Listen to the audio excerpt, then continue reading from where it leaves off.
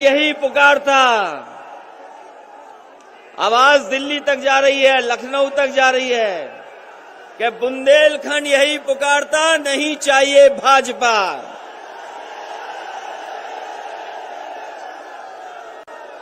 हमारे बुंदेलखंड के लोगों ने भारतीय जनता पार्टी को पूरा समर्थन दिया। विधानसभा का चुनाव हुआ होगा, विधानसभा में भारी बहुमत देकर के जिता करके भेजा। लोकसभा का चुनाव भी जिस समय हुआ था, यहां की जनता ने पूरा समर्थन दिया। इस बार के लोकसभा में भी पूरा समर्थन मिला। बुंदेलखंड में पूरी भाजपा है, विधायक सब उनके हैं, लोकसभा भी उनके सभी सांसद हैं। किसी को कुछ नहीं मिला। बताओ हमारे बुंदेलखंड के और बांदा के लोगों, इनके वादे जुमले निकले कि नहीं निकले? इनकी बातें झूठी हैं कि नहीं हैं? और कहां हमारे किसानों को कहा था कि किसानों की आय दोगुनी हो जाएगी, किसान की पैदावार जो होगी, हम अपने किसानों की आय दोगुनी कर देंगे। बताओ बुंदेलखंड के हमारे किसान भाइयों, ये किसान के बेटे नौजवानों, बताओ आय कहां दोगुनी हो गई? किसी फसल की आपको कीमत मिली हो तो बताओ। जो वादे किए थे आय दोगुनी के, वो तो पूरे नहीं हुए। लेकिन महंगाई कितनी बढ़ गई है, डीजल पेट्रोल की कीमत बढ़ती चली जा रही है, आसमान छू रही है। ये वही लोग हैं जिन्होंने कहा था कि हवाई चप्पल में चलने वाले लोगों को हम हवाई जहाज में बैठा देंगे। और पेट्रोल डीजल इतना महंगा हो गया है कि आज गरीब की गाड़ी नहीं चल सकती। हर चीज महंगी है। खाद के लिए आपको खड़ा रहना पड़ गया लाइन में। बताओ हमारे किसान भाइयों, किसको खाद मिल रही है? खाद नहीं किसान को, डीएपी नहीं, कोई इंतजाम सरकार ने नहीं किया। और सरकार ने अन्ना जानवरों के लिए भी कुछ नहीं किया। अन्ना जानवरों को भी खुजा छोड़ दिया। मेहनत करके अगर किसान अपनी फसल भी तैयार कर ले, लेकिन उसे रातों रात जग कर करके अन्ना पशुओं से अपनी खेती बचानी पड़ रही है। जहां खेती बचानी पड़ रही, वहीं सड़कों पर भी बुल घूम रहे हैं, बुल। उन बुलों को भी हटाने का कोई इंतजाम सरकार नहीं कर पाई। वो दिन याद करो हमारे बुंदेलखंड के लोगों, जिस समय लॉकडाउन हुआ था, जिस समय कोरोना की महामारी में घरों में कैद कर दिया था। हमारे आपके बीच के भाई जो दूसरी जगह नौकरी कर रहे थे, रोजगार कर रहे थे, कितना मजबूरी में लौट करके आए। जिस समय सरकार को मदद करनी चाहिए थी, उस समय सरकार ने मदद नहीं की। हमारे मजदूर भाइयों को अनाज छोड़ दिया, उनको अपने हाल पे छोड़ दिया। कैसे लोग चल करके आए, पैदल पैदल, भूखे प्यासे चलते चले गए। यही पुलिस के लोगों ने वसूला, तब जाकर के ट्रक में बैठने दिया। हमारे मजदूरों को ऐसे ही सीमा पर रोक लिया, लाठी खाई, अपमानित हुआ और जान चली गई बहुत लोगों की। न जाने कितने लोगों की जान गई। हमारे मजदूर जो चल करके आए थे, जो हमारे देश की अर्थव्यवस्था को मजबूत करते हैं, उन मजदूरों की कोई मदद नहीं की। जो चल करके आए, कुछ लोगों की जान चली गई, सरकार ने कोई मदद नहीं की। अगर किसी ने मदद की थी तो समाजवादी सरकार आगे आई और उन मजदूरों के परिवारों को 1-1 लाख मदद करने का काम किया। आज जो किसान आत्महत्या कर रहा है, कोई मदद सरकार नहीं कर रही। हम समाजवादी लोग, हम गरीब का दुख समझते हैं, परेशानी समझते हैं। हम सब परिवार वाले लोग हैं, इसलिए जानते हैं अगर किसी मजदूर की जान चली गई तो मजदूर के परिवार का हाल क्या होगा। अगर किसान की जान चली गई तो किसान के परिवार की मदद कौन करेगा। हम परिवार वाले लोग हैं, इसलिए कहीं अगर घटना हुई तो समाजवादी लोगों ने मदद करने का काम किया। परिवार वाले ही परिवार वालों का दुख दर्द समझ सकते हैं। परिवार वाले ही परिवार वालों का दुख समझ सकते हैं। जिनके पास परिवार नहीं है वो आपकी परवाह नहीं करेंगे, और अगर परवाह की होती तो यहीं पर बांदा में हमारे पत्रकार साथी जानते होंगे, शराब के नशे में एक गरीब जो काम करता था, जो गरीब वहां पर सेवा करता था, इतना मारा और नशे के उसमें उसने आदमी को चीर दिया। बताओ, यहीं पर घटना हुई बांदा में, एक गरीब को चीर दिया इसलिए कि गरीब से वो ज्यादा सेवा कराना चाहता था। कोई मदद नहीं की सरकार ने। ये हमारे बिशंबर निषाद जी बैठे हैं, पार्टी के और नेता बैठे हैं। अगर किसी ने मदद जाकर के घर उसके की तो समाजवादी लोगों ने मदद करने का काम किया।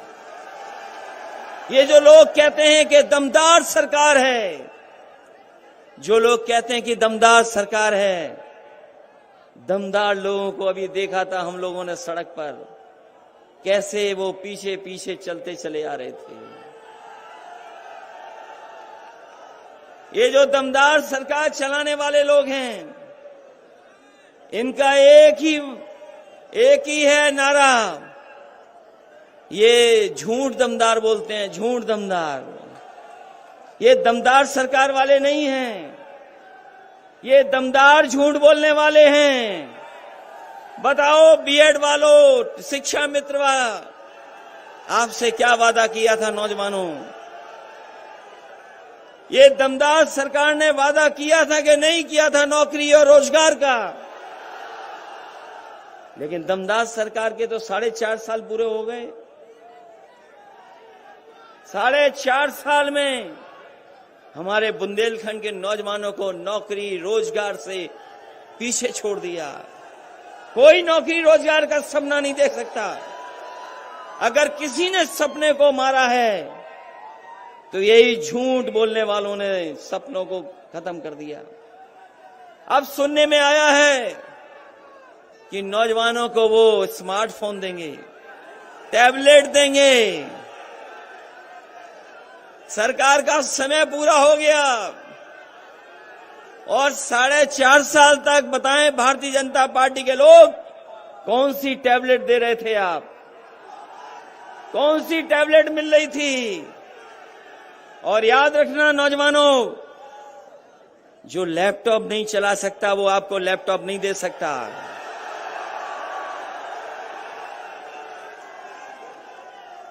हमारे साथियों बताओ, क्या बाबा मुख्यमंत्री लैपटॉप चला सकते हैं? और अभी तो सुनने में आया है वो स्मार्टफोन भी नहीं चला सकते। बताओ, क्या बाबा मुख्यमंत्री लैपटॉप चला सकते हैं? और अभी तो सुनने में आया है वो स्मार्टफोन भी नहीं चला सकते। और अगर स्मार्टफोन और लैपटॉप चला सकते होते तो हमारे नौजवानों के हाथ में अभी तक सरकार ने दे दी होती यार। इसलिए कहना चाहते हैं आपसे कि आपको योगी सरकार चाहिए कि योगी सरकार चाहिए? योगी सरकार चाहिए कि योगी सरकार चाहिए? इन्होंने उत्तर प्रदेश को पीछे कर दिया। उत्तर प्रदेश के हालात जो पैदा किए हैं, आज जो नफरत फैलाई है, ये जो बर्बादी हुई है, इतनी लूट कभी नहीं हुई होगी। इनका विकास तो हम लोगों ने तस्वीरों में देखा है, इनका विकास तस्वीरों में पकड़ा गया, इनके विज्ञापनों में पकड़ा गया। अभी कुछ दिन पहले याद होगा, एक विज्ञापन निकाला तो कलकत्ता का जो फ्लाईओवर है वो विज्ञापन में ले आए कि वो भाजपाइयों ने बनाया है। उसके बाद कारखाने, आपके यहां तो नहीं लगे कारखाने, कोई कारखाना लगा हो तो बताओ हमें। कोई कारखाना नहीं लगा। अमेरिका की तस्वीर चुरा के ला गए, बोले कि ये कारखाने लगे हैं। अभी आए थे यहां भाजपाई लोग, बांध की तस्वीर दिखा रहे थे। वो बुंदेलखंड का बांध नहीं था, वो कहीं और का बांध था जिसकी तस्वीर दिखा रहे थे। ये विज्ञापन में भी झूठ दिखाते हैं, विज्ञापन में भी।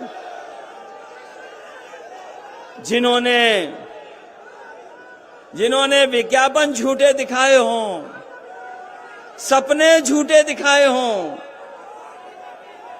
उनको बाहर का रास्ता दिखाना है इस बार। बताओ, बाहर का रास्ता दिखाओगे कि नहीं दिखाओगे? इनका विकास तो कभी कभी नाम बदलने में भी है।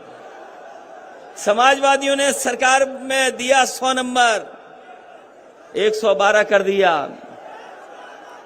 कई जगह नाम बदले हैं और लगातार नाम बदल रहे हैं, रंग बदल रहे हैं।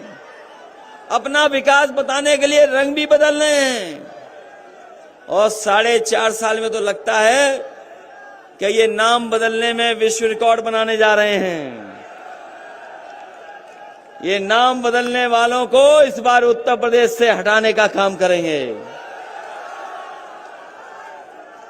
इसलिए जहां महंगाई बढ़ गई हो, बेरोजगारी बढ़ गई हो और हमारे बुंदेलखंड के लोग अभी भी प्यासे हैं, अभी भी खेतों तक पानी नहीं पहुंचा पाए, इसलिए हम कह के जा रहे हैं बुंदेलखंड के भाइयों बहनों से, जब ये नीति आयोग कह रहा है कि 32 लाख लोग गरीब हैं, 32 लाख गरीब आपके बुंदेलखंड में हैं, तो चाहे हमें सरकारी बजट से ज्यादा मदद करनी पड़े, चाहे हमें समाजवादी पेंशन से अच्छी कोई योजना चलानी पड़े, अपनी माताओं बहनों को, उन परिवारों को सम्मान देने के लिए पहले 500 रुपए देते थे, इस बार अगर हमें 3 गुना भी देना पड़ेगा तो उन परिवारों की मदद करने का काम समाजवादी सरकार में होगा। ये बिजली को लेकर के संकट है।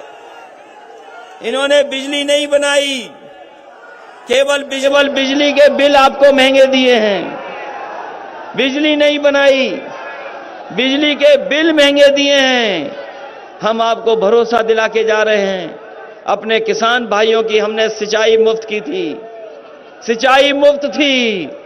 सरकार बनेगी तो अपने किसानों के लिए सिंचाई मुफ्त के लिए इंतजाम करने का काम समाजवादी लोग करेंगे। नौजवानों, हम कह के जा रहे हैं, आज भी लैपटॉप चल रहा होगा जो समाजवादी सरकार में दिया गया था, वो लैपटॉप अभी भी चल रहा है,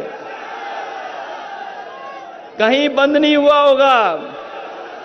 अगर खोलते होगे तो आज भी नेताजी और हम लोग ही दिखाई दे रहे हैं उसमें। इसलिए आज जब परिस्थितियां बदली हैं, इनका 4.5 साल का कार्यकाल देख लिया आपने, इनके कार्यकाल में केवल बर्बादी हुई है, विकास नहीं हुआ है। अगर विकास हुआ होता तो हमारा किसान खुशहाल हो जाता, हमारे मजदूर खुशहाल होते, नौजवानों को नौकरी और रोजगार मिल जाते। लेकिन 4.5 साल की सरकार में डबल इंजन की सरकार, इस डबल इंजन की सरकार का बुंदेलखंड आते आते इंजन फेल हो गया है, कोई इंतजाम नहीं कर पाई सरकार। बताओ, डबल इंजन की सरकार, बुंदेलखंड आते इनका इंजन फेल हो गया क्या नहीं हो गया? तो किस बात की डबल इंजन की सरकार है? जो डबल इंजन की सरकार गरीबों की मदद ना कर सके, वो डबल इंजन की सरकार किसी काम की नहीं है। इसलिए मैं आप सबको बधाई देना चाहता हूं, इस ऐतिहासिक कार्यक्रम के लिए बधाई देना चाहता हूं।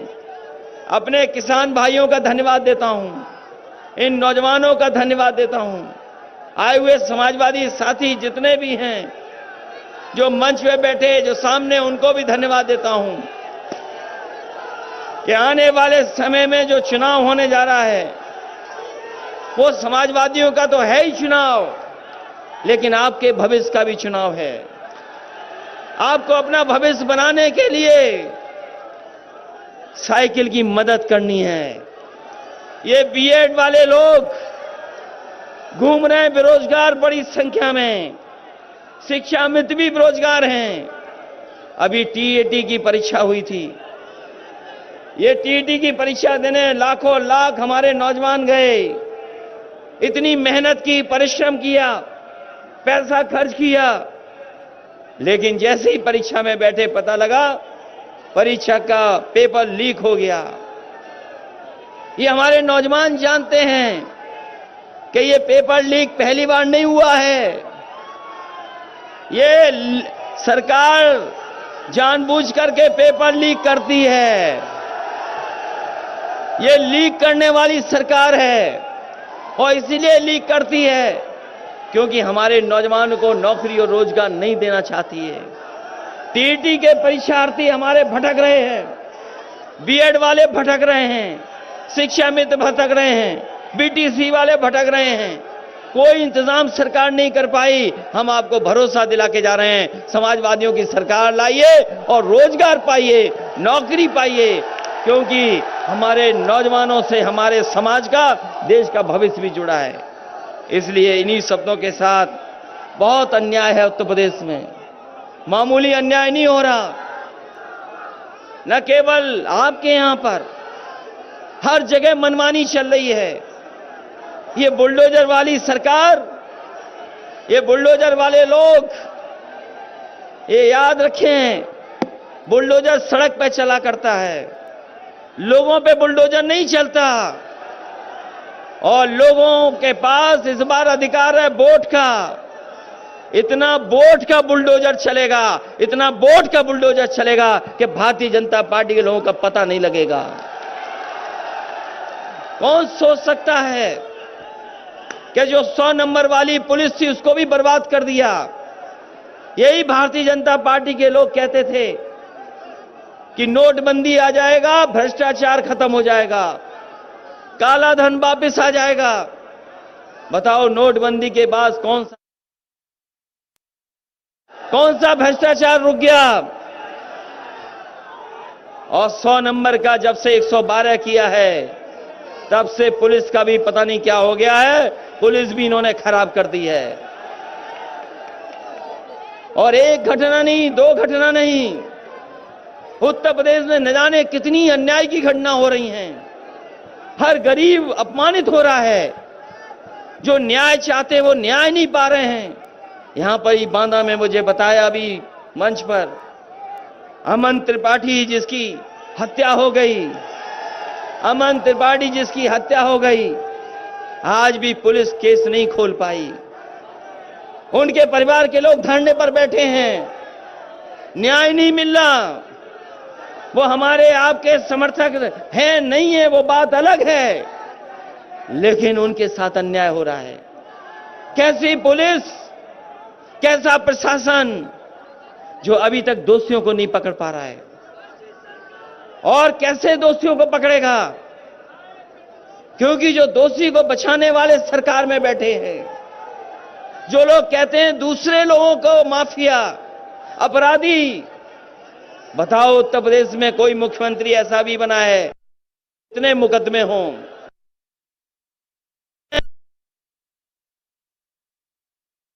में हैं जिन्होंने अपने मुकदमे वापस लिए। अगर कहीं उदाहरण हो तो हमें बता दो आप, कोई उदाहरण है ऐसा कहीं पर? और जो बुंदेलखंड की हालत कर दी है, हमारे गरीब लोगों की जो हालत कर दी है पैदा, आज गरीब गरीब होता चला जा रहा है, इस महंगाई के कारण बर्बाद हो रहा है।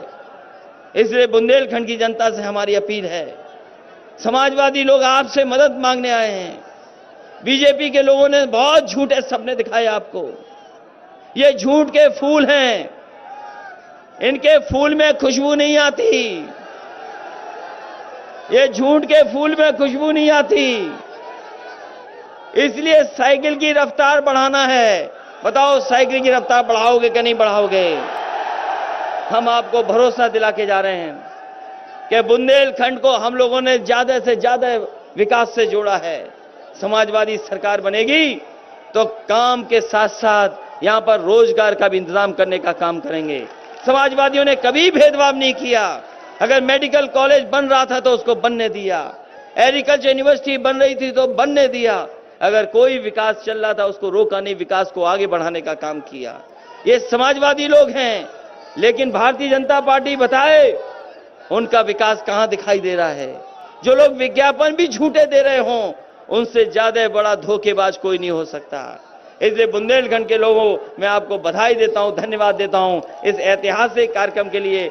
जिन जिन नेताओं ने इसमें सहयोग किया है, मदद किया है, मैं उनका भी आभारी हूं, बधाई देता हूं। इस उम्मीद और इस विश्वास के साथ जिस समय चुनाव होगा, मतदान पड़ेंगे तो एक एक वोट समाजवादियों के पक्ष में डाल करके आप ऐतिहासिक जीत दिलाने का काम करेंगे। यही जोश, इसी उत्साह से अगर आपने मतदान कर दिया तो भारतीय जनता पार्टी की ऐतिहासिक हार होगी, ऐसी हार होगी जो उन्होंने हार नहीं देखी होगी। इन्हीं शब्दों के साथ आप सबका बहुत बहुत धन्यवाद। आई हुई जनता का विशेष आभार प्रकट करता हूं। बहुत बहुत बधाई आपकी।